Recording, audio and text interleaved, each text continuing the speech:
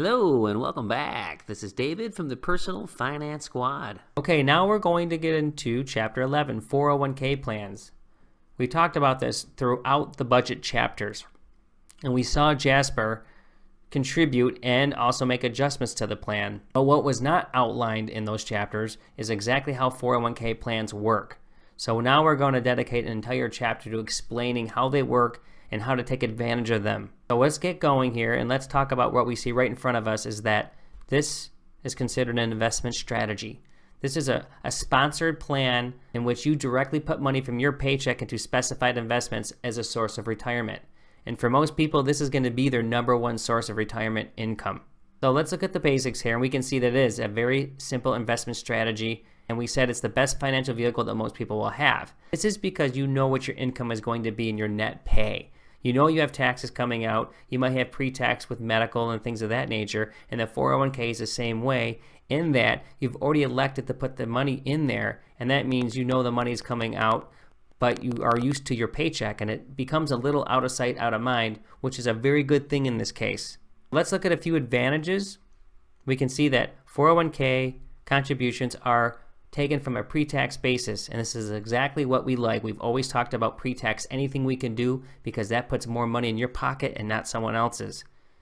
And we can see on a relative basis, which we'll show down here in a few minutes, that it increases your take-home pay.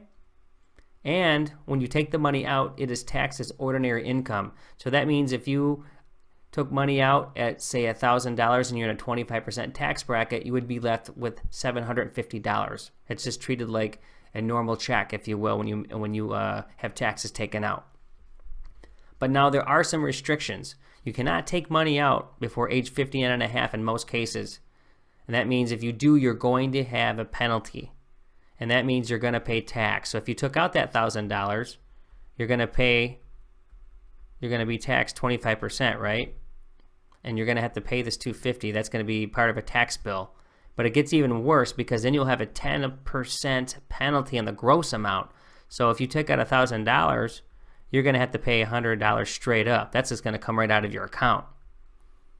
And that lowers your balance. So with all impulses, do never do this unless you have to. You never want to take out of a 401k unless you are dire straits, because it is just too costly for you to do it, and it took too much effort for you to get the money in there. And they put that in there for a reason. They want you to leave it in there. They want it to build. They want you to have a source of retirement, because outside of that, the only other thing is Social Security. And you are probably going to need more than Social Security to retire on. Let's go down here a little bit. And we said here's a base example. And we say, let's just say that you are paid $2,000 as a gross income, and you are taxed at that 25%.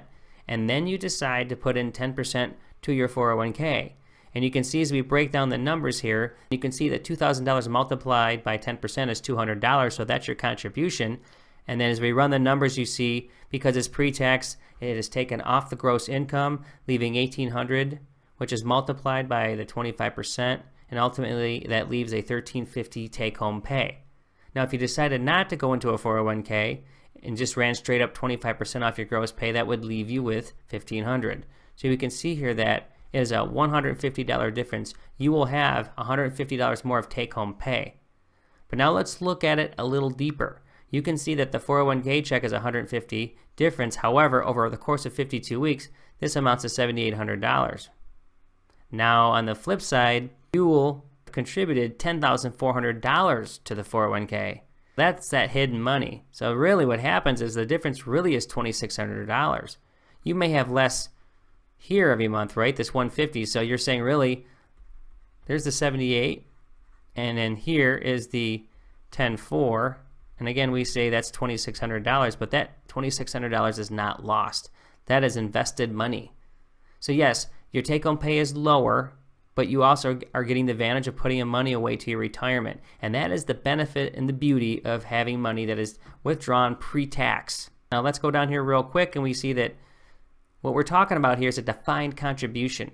This means this is where your employer establishes the plan. They decide what it's going to be. They decide if they're going to match any money. They decide how much money you can put in. These are things that they can decide. So they can choose right here, what we just talked about, a matching contribution based on their guidelines, and you have to be eligible. They might have restrictions on when you can put money in. It might be after 30 days. It might have to be 90 days. They also have a thing called a vesting schedule. They may match money but not let you take all of it out if you left your job until you've been there for a certain amount of time. And we will get into that. In these subsequent chapters, we're going to talk about every piece to a 401k plan so you understand the best way to get the most out of your money and to make sure that you keep it with you to your best ability and where it goes and how to manage it. So that's going to do it for this video. And in the next section, we're going to get down to exactly what we were just talking about, which is employer matching. So thanks for joining, and we will see you in the next video.